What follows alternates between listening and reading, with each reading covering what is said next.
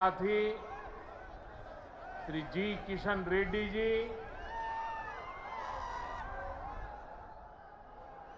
बहुत बड़ी संख्या में आए हुए तेलंगाना के मेरे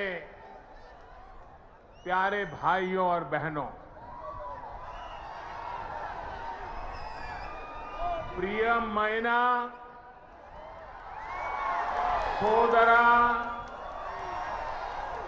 सोईदरी मणुलारा मी अंदरिकी न हृदयपूर्वक नमस्कार मुड़ो।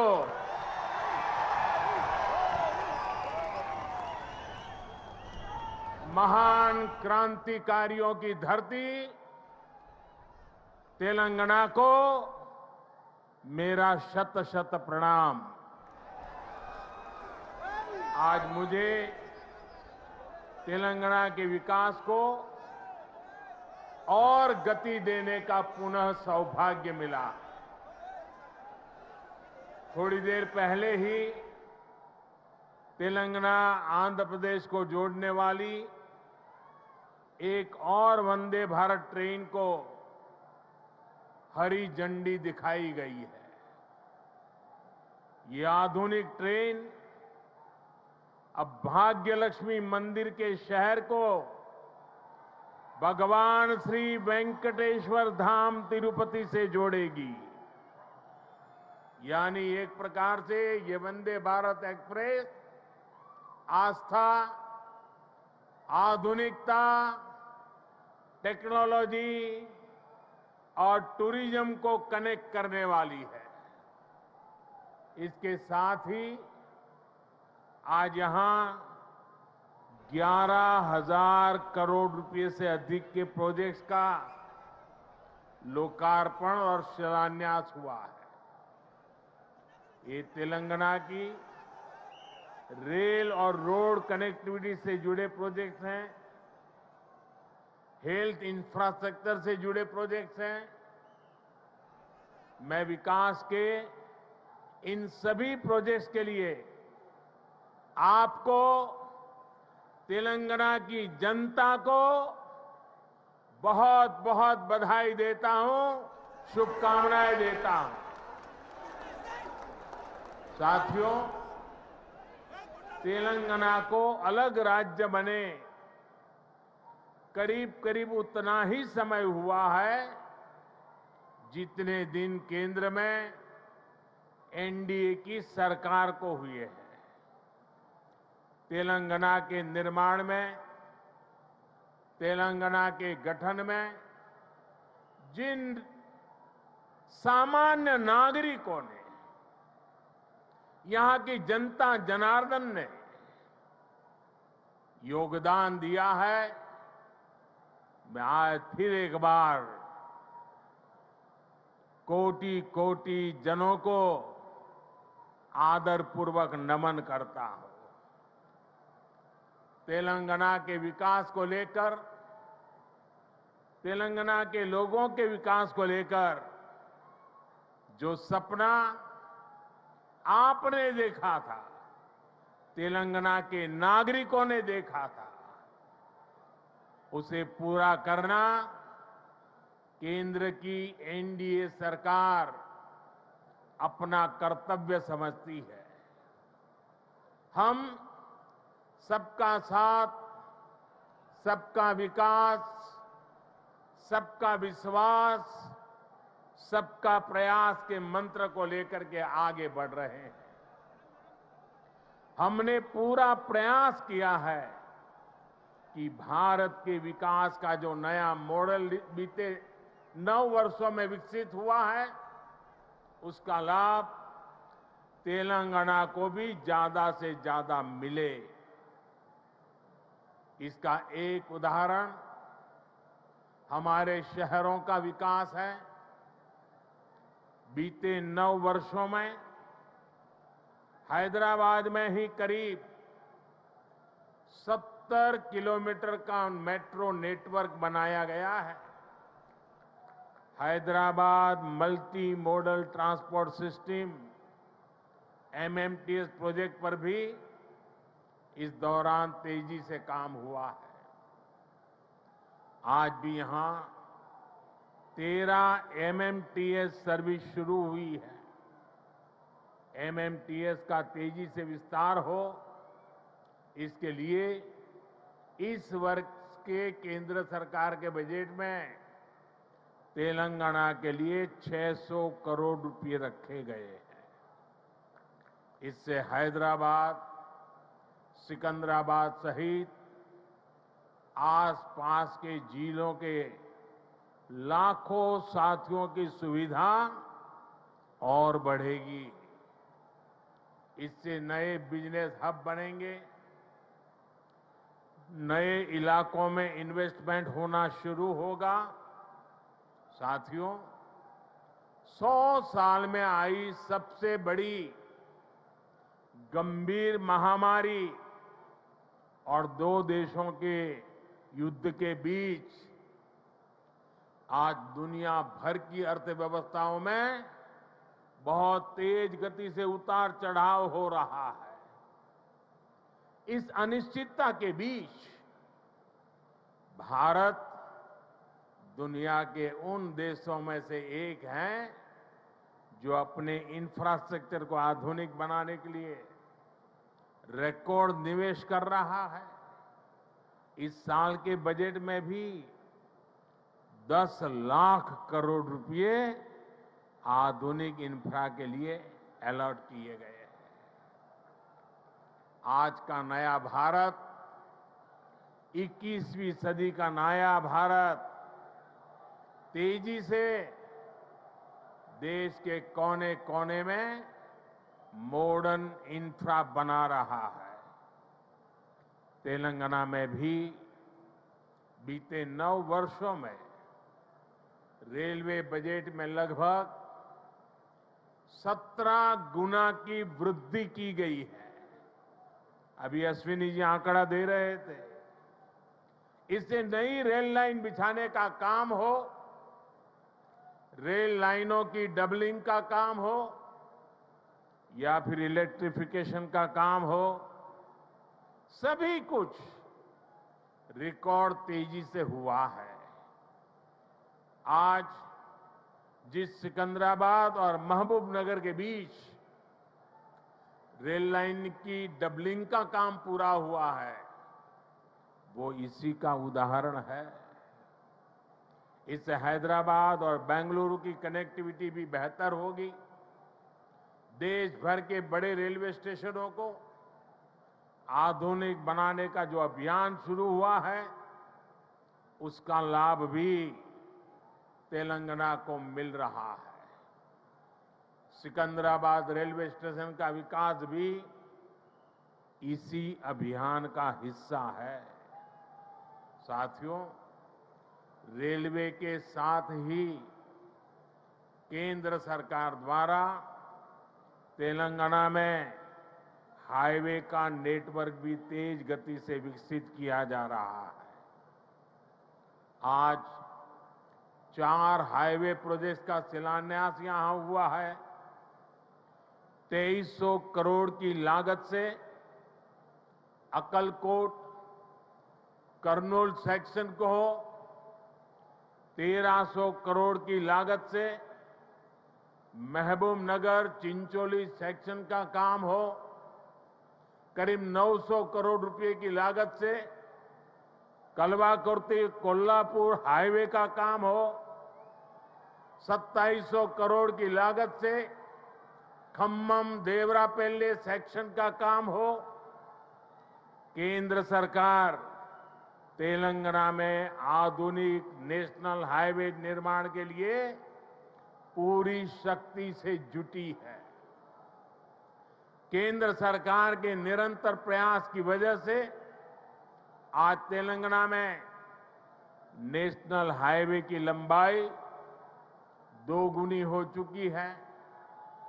साल 2014 में जब तेलंगाना का निर्माण हुआ था, तब यहां 2500 किलोमीटर के आसपास नेशनल हाईवे थे।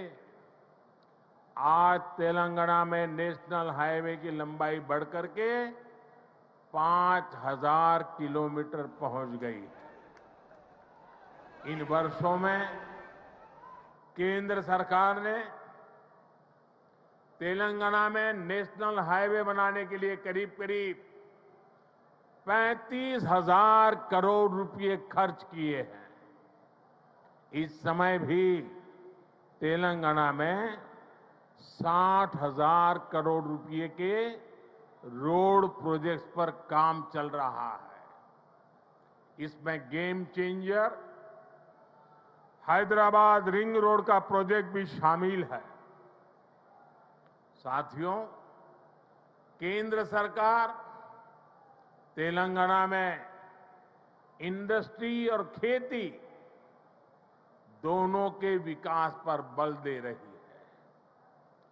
टेक्सटाइल ऐसा ही उद्योग है जो किसान को भी और मजदूर को भी दोनों को बल देता है। हमारी सरकार ने देश भर में 7 मेगा टेक्सटाइल पार्क बनाना तय किया है। इनमें से एक मेगा टेक्सटाइल पार्क तेलंगाना में भी बनेगा। इससे युवाओं के लिए नए रोजगार का निर्माण होगा। रोजगार के साथ साथ तेलंगाना में शिक्षा और स्वास्थ्य पर भी केंद्र सरकार बहुत निवेश कर रही है। तेलंगाना को अपना एम्स देने का सौभाग्य हमारी सरकार को मिला है। एम्स बीबी नगर से जुड़ी अलग अलग सुविधाओं के लिए भी आज काम शुरू हुए हैं। आज के ये प्रोजेक्ट तेलंगाना में ease of travel, ease of living और ईज ऑफ डूइंग बिजनेस तीनों को बढ़ाएंगे। हालांकि साथियों, केंद्र सरकार की इन कोशिशों के बीच मुझे एक बात के लिए बहुत पीड़ा है, बहुत दुख होता है, दर्द होता है। केंद्र के ज्यादातर प्रोजेक्ट्स में राज्य सरकार से सहयोग न मिलने के कारण हर प्रोजेक्ट में देरी हो रही है, विलंब हो रहा है। इससे नुकसान तेलंगाना के लोगों का, आप लोगों का हो रहा है। मेरा राज्य सरकार से आग्रह है कि वो विकास से जुड़े कार्यों में कोई बाधा न आने दे, विकास के कार्यों में तेजी लाए। भाइयों और बहनों, आज के नए भारत में देशवासियों की आशाएं, आकांक्षाएं, उनके सपने पूरे करना हमारी सरकार की प्राथमिकता है। हम दिन रात मेहनत करके इसी कोशिश में जुटे हैं, लेकिन कुछ मुट्ठी भर लोग विकास के इन कार्यों से बहुत बौखलाए हुए हैं। ऐसे लोग जो परिवारवाद, भाई भतीजावाद और भ्रष्टाचार को पोषित करते रहे, उन्हें ईमानदारी से काम करने वालों से परेशानी हो रही है। ऐसे लोगों को देश के हित से, समाज के भले से कोई लेना देना नहीं है। ये लोग सिर्फ और सिर्फ अपने कुनबे को फलता फूलता देखना पसंद करते हैं। हर प्रोजेक्ट में, हर इन्वेस्टमेंट में ये लोग अपने परिवार का स्वार्थ देखते हैं। तेलंगाना को ऐसे लोगों से बहुत सतर्क रहना जरूरी है। भाइयों और बहनों, भ्रष्टाचार और परिवारवाद एक दूसरे से अलग नहीं है। जहां परिवारवाद और भाई भतीजावाद होता है, वहीं से हर प्रकार का करप्शन फलना फूलना शुरू हो जाता है। परिवारवाद, वंशवाद का मूल मंत्र ही सब चीजों को कंट्रोल करना होता है। परिवारवादी हर व्यवस्था पर अपना कंट्रोल रखना चाहते हैं। उन्हें ये बिल्कुल पसंद नहीं आता कि कोई उनके कंट्रोल को चैलेंज करे। आपको मैं एक उदाहरण देता हूं। आज केंद्र सरकार ने डायरेक्ट बेनिफिट ट्रांसफर डीबीटी व्यवस्था विकसित की है।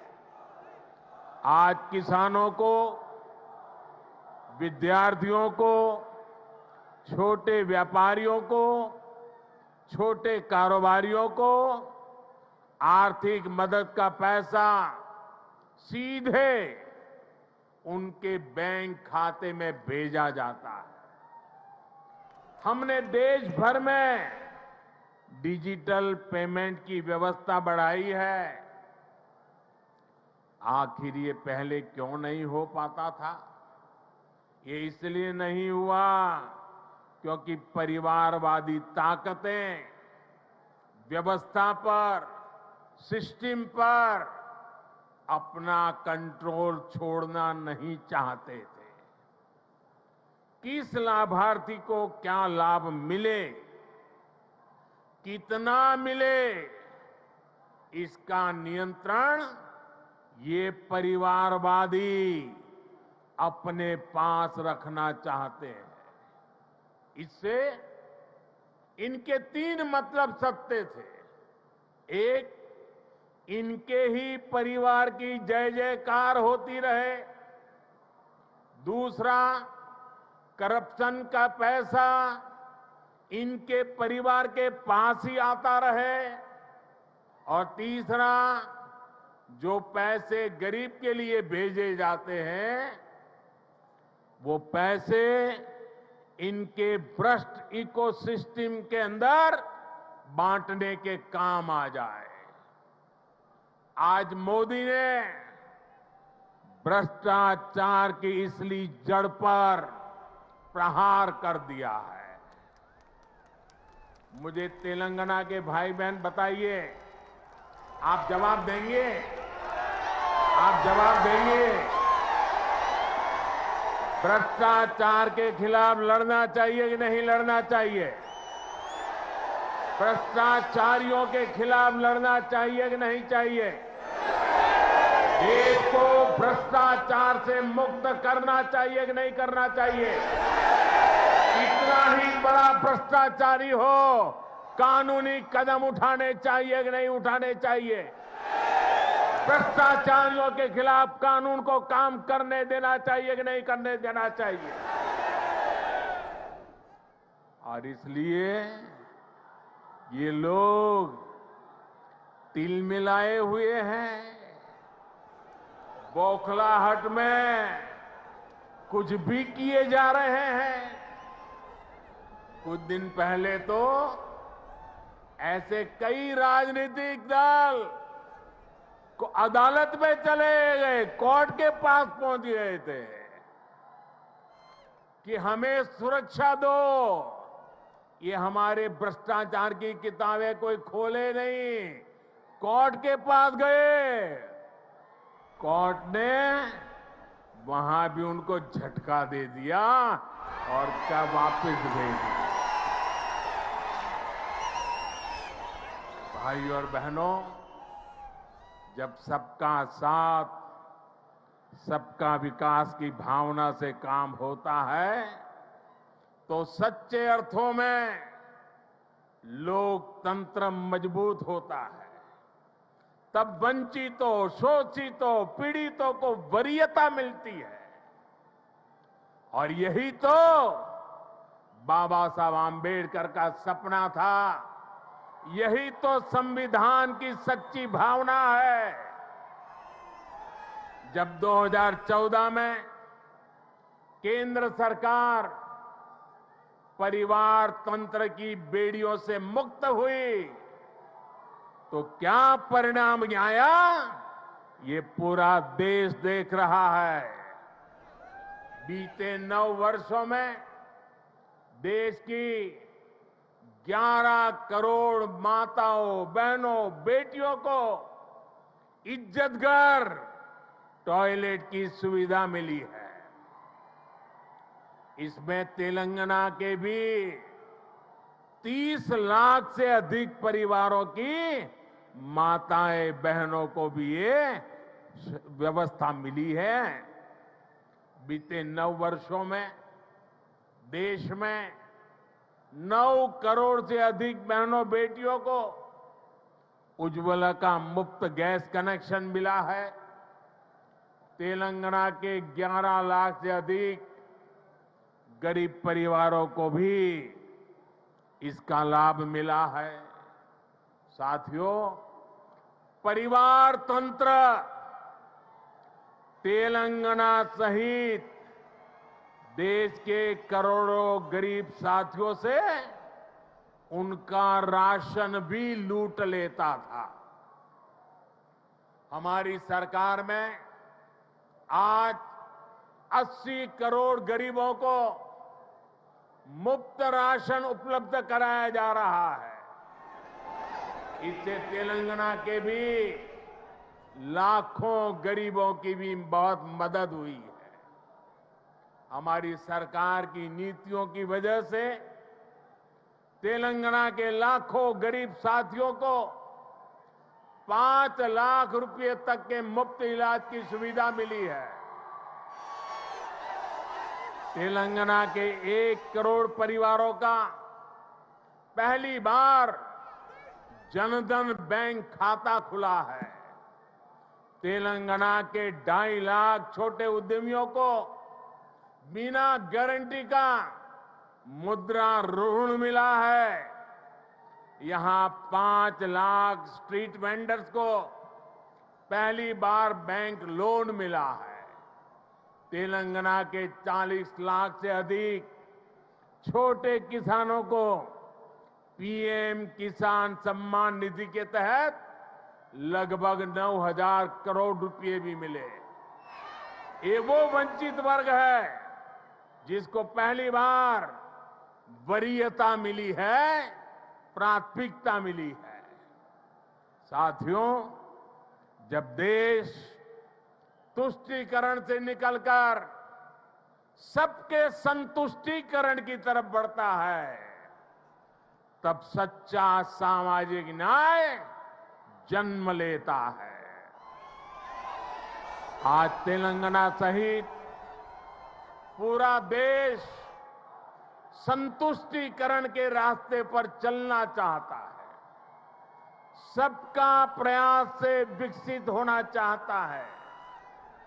आज भी तेलंगाना को जो प्रोजेक्ट मिले हैं वो संतुष्टीकरण की भावना से प्रेरित है, सबका विकास के लिए समर्पित है।